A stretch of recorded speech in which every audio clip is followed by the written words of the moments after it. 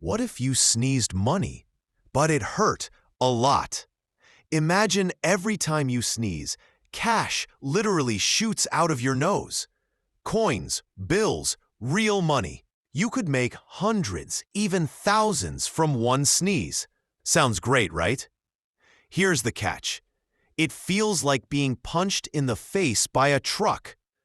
Eyes water, nose burns, head throbs, and the more money that comes out, the worse the pain.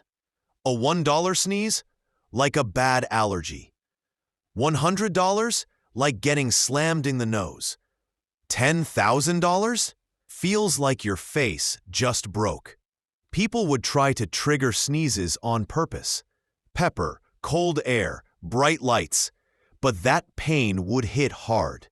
Some might get addicted to the cash, chasing it like a high, even if it means suffering. Governments might step in. Maybe they regulate sneeze money people, or tax each sneeze like income. Health insurance companies go crazy. Sneeze injuries become the new broken arm. Black markets would pop up. Sneezers for hire.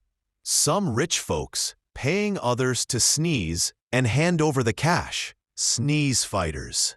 Illegal underground matches to see who can sneeze the most money before passing out. And imagine kids born with this gift. Parents trying to train them to sneeze safely. Schools creating sneeze-proof zones. Allergies becoming national emergencies.